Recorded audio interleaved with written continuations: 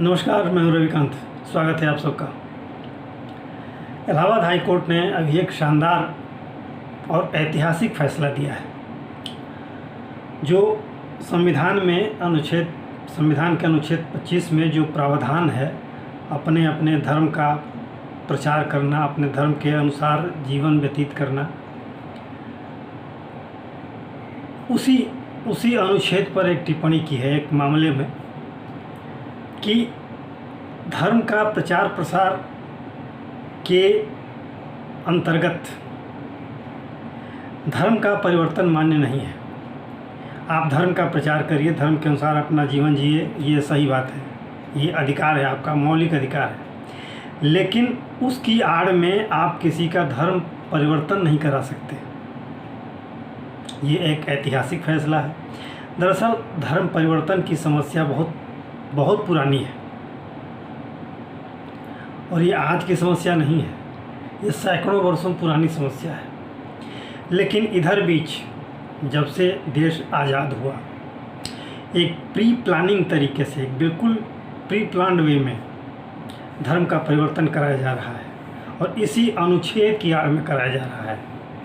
उसी संदर्भ में ये हाई कोर्ट का ये फैसला आया। आपने देखा होगा जो नॉर्थ ईस्ट का इलाका है, वहाँ हिंदू लगभग खत्म होने के कगार पर है। हिंदुओं का कन्वर्जन क्रिश्चियन कम्युनिटी में हो चुका है और बाकी पूरे देश की बात कर रहे हैं। पूरे देश में चाहे इस्लामिक कट्टरपंथी हों, चाहे ईसाई कट्टरपंथी हों, ये लगातार दबाव बना रहे हैं और किसी न किसी तरह से लोगों का, सीधे साधे आदिवासियों का, सीधे साधे गांव वालों का ये धर्म का परिवर्तन करा रहे हैं। जिस तरह से पूरा नॉर्थ ईस्ट, जो अनेक तरह की जनजातियां होती थी, उनका एक अलग कल्चर होता था, क्रिश्चियनिटी में कन्वर्जन होने के बाद वो जो सांस्कृतिक विविधता थी, अनेक तरह की जनजातियां थीं, वो उनका तो अस्तित्व खत्म हो गया। वो जनजातियां हैं लेकिन अब क्रिश्चियन के रूप में हैं। उनकी परंपराएं अलग हो गई, उनकी सोच अलग हो गई। ये चिंतनीय है। यही नहीं, इसी के बीच जो इस्लामिक कट्टरपंथ हैं, उसके तहत भी अनेक प्रलोभनों के साथ धर्म का परिवर्तन कराया जा रहा है। कहीं लव जिहाद के द्वारा, कहीं लैंड जिहाद के द्वारा,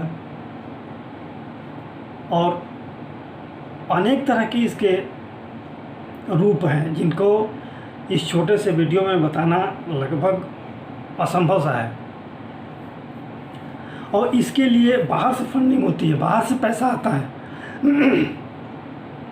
और उस पैसे का उपयोग ऐसे कार्यों के लिए होता है जो समाज में विध्वंसक की स्थितियाँ पैदा करते हैं। इसी को लेकर के समाज में अनेक तरह की के विवाद की स्थिति आती है, वर्ग संघर्ष होता है, सांप्रदायिक संघर्ष होता है। लेकिन इस पर जो इलाहाबाद हाई कोर्ट का फैसला है, इस फैसले ने सरकार को चौकन्ना कर दिया है, सचेत कर दिया है और इस फैसले से कट्टरपंथी भी काफ़ी चौकन्ने हो गए हैं। हालांकि जो पिछले 10 वर्षों से सरकार का ये प्रयास रहा है कि धर्म का परिवर्तन न हो, या अगर होता भी है तो लोगों की सहमति से हो। जो अपना धर्म परिवर्तन करना चाहते हैं, स्वेच्छा से चाहते हैं, उन्हीं का धर्म परिवर्तन हो। इस पर राज्यों के अलग अलग कानून हैं।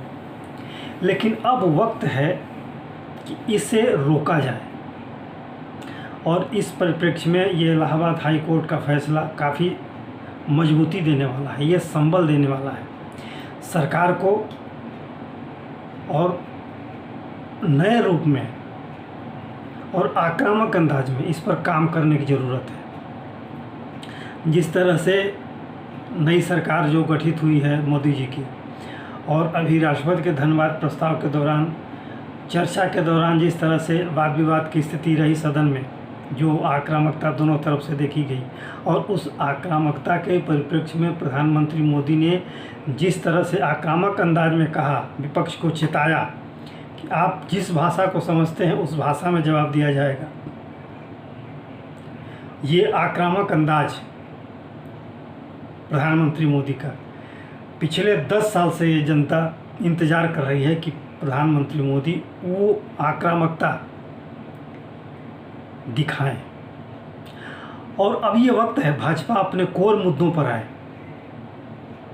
और इस तरह से जो धर्म परिवर्तन की आड़ में जिस तरह से सांप्रदायिक वैमनस्य फैलाने का जो षड्यंत्र चल रहा है अनेक वर्षों से, इस पर लगाम लगनी चाहिए और सरकार को ऐसा कानून ले आना चाहिए ताकि धर्म का परिवर्तन रुके। आप देखिए जो सीमावर्ती इलाके हैं, उन सीमावर्ती इलाकों में जिस तेज़ी के साथ धर्म परिवर्तन भी हो रहा है और डेमोग्राफी चेंज करने के प्रयास भी हो रहे हैं। आप यूपी के तराई वाले इलाकों में चले जाइए, बिहार के तराई वाले इलाकों में चले जाइए, जो बांग्लादेश से लगे हुए जो क्षेत्र हैं, जो ज़िले हैं, जो गांव हैं, वहाँ किस तरह से एक सुनियोजित तरीके से बांग्लादेशी आ रहे हैं और उनका, अब वो ऐसे नहीं आ रहे हैं, उनको प्री प्लान के तहत लाया जा रहा है, उनका आधार कार्ड बनवाया जा रहा है, राशन कार्ड बनवाया जा रहा है, वोटर आईडी कार्ड बनवाया जा रहा है। बंगाल में ऐसी कई घटनाएं आई हैं और वो यहाँ के लोकतांत्रिक प्रणाली को प्रभावित कर रहे हैं। तो ये कन्वर्जन ये देश के लिए घातक है, हमारे समाज के लिए, हमारी संस्कृति के लिए और हमारी सभ्यता के लिए भी घातक है। अभी पिछले महीने एक रिपोर्ट आई थी कि बहुत तेज़ी के साथ जिस अनुपात में हिंदुओं की संख्या घट रही है और जिस तेज़ी से मुस्लिम समुदाय की या क्रिश्चियन समुदाय की संख्या बढ़ रही है, ये चिंताजनक है। जो इस देश की विविधता है उस पर प्रहार हो रहा है, क्योंकि सांस्कृतिक विविधता, सांस्कृतिक सोच, हमारा जो पौराणिक सोच है, जो हमारे पौराणिक ग्रंथ हैं, और उन्हीं के अनुसार ये हिंदू समाज संचालित होता रहा है। लेकिन जिस तरह से आज़ादी के बाद से ही क्रमिक तरीके से हमारे साहित्यिक ग्रंथों को, हमारे ऐतिहासिक ग्रंथों को, हमारी ऐतिहासिक विरासत को, हमारी धार्मिक विरासत को जिस तरह से टारगेट किया गया और उसे कमतर आंकने की कोशिश की गई, उसको बदनाम किया गया, ये निश्चित रूप से अफसोसनाक है। और भाजपा की सरकार को, केंद्र की सरकार को अब सचेत होना होगा, जागना होगा। बहुत हो गया मिले सुर मेरा तुम्हारा। हम ये नहीं कहते कि लठ लेके पड़ जाएं, लेकिन जो चीज़ें असंवैधानिक हैं, जैसा कि अभी विपक्ष संविधान की प्रतियां लेकर के और संसद में शपथ ले रहा था, तो ये दिखावा और आडंबर और संविधान के साथ खिलवाड़ अब नहीं चलेगा। कांग्रेस की सरकारों ने जिस तरीके से संविधान की धज्जियां समय समय पर उड़ाई हैं, वो वास्तव में चिंतनीय है। आपातकाल पर अभी जो संसद में प्रस्ताव आया और इसे संविधान हत्या दिवस के रूप में मनाने का जो प्रस्ताव पास किया गया, आपातकाल की निंदा की गई संसद में, ये हालांकि अब इससे स्पष्ट होता है कि जो मोदी जी ने कहा था कि आप जिस भाषा को समझना चाहते हैं उस भाषा में हम जवाब देंगे, तो ये अच्छी प्रवृत्ति है और अच्छा कदम है। आप सोचिए, संविधान के मूल ढांचे को छेड़ा था आपातकाल के दौरान इन लोगों ने, कांग्रेस के लोगों ने। संविधान की प्रस्तावना, जिसे संविधान की आत्मा कहा जाता है, उसमें बदलाव किए थे।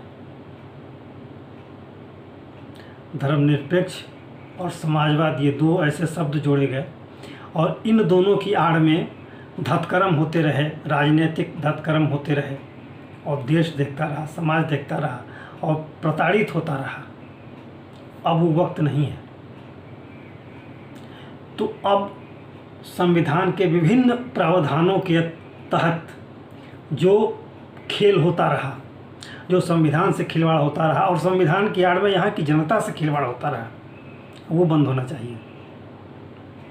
सरकार जागरूक है, उम्मीद है इस पर सख्त कदम उठाएगी और कन्वर्जन को बिल्कुल रोकेगी। ये सहमति से भी, हमारी सभ्यता ऐसी है, हमारी संस्कृति ऐसी है कि हम सबका आदर करते हैं, लेकिन प्रलोभन में किसी का कन्वर्जन कर देना, वो सहमति से ही क्यों ना हो, इसको भी रोका जाना चाहिए। सहमति के अनेक तरीके हैं, एक बलपूर्वक सहमति भी होती है और एक लालच और लोभ की भी सहमति होती है।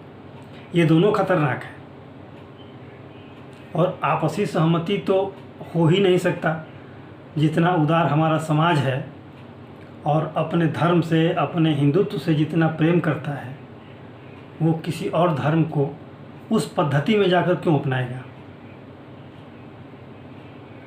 तो अब वक्त है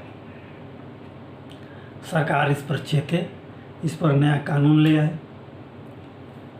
और ये हालांकि धर्म परिवर्तन पर अनेक प्रांतों में अलग अलग कानून हैं, लेकिन इसे और मजबूत करने की ज़रूरत है। और सबसे बड़ी वह ज़रूरत है कि मूल अधिकार जो अनुच्छेद, संविधान का अनुच्छेद 25 से 30 तक है, इसे बाहर किया जाए मूल अधिकार से। अगर इसे मूल अधिकार से बाहर कर दिया जाता है तो बहुत सी सहूलियत हो जाएगी। आपका ये संवैधानिक अधिकार रहेगा, वैधानिक अधिकार भले रहे, लेकिन मूल अधिकार के रूप में आप इसके तहत, इसके पर्दे के पीछे आप धतकर्म करते रहें, तो ये एकदम से अक्षम्य होना चाहिए। और केंद्र की सरकार को इस पर जागरूक होना बहुत ज़रूरी है, क्योंकि इसकी आड़ में जिस तरीके से डेमोग्राफी चेंज हो रही है, जिस तरीके से जहाँ मुस्लिम बहुल इलाके हैं, जहाँ ईसाई बहुल इलाके हैं, वहाँ हिंदुओं के साथ जिस तरीके का व्यवहार हो रहा है, जिस तरीके के पक्षपात हो रहे हैं, जिस तरीके से प्रताड़ना सह रहा है हिंदू, अब ये अक्षम्य है। केंद्र सरकार को इस पर जागना चाहिए और उम्मीद है कि केंद्र सरकार इस पर जगेगी। तो आगे देखना है क्या होता है, सरकार इस आदेश को किस किस रूप में लेती है। अभी बजट सेशन शुरू होने वाला है, इस पर निश्चित रूप से सदन में प्रतिक्रिया होगी, दोनों पक्ष से इस पर सवाल उठेंगे। केंद्र का क्या कदम होता है ये आने वाला समय तय करेगा।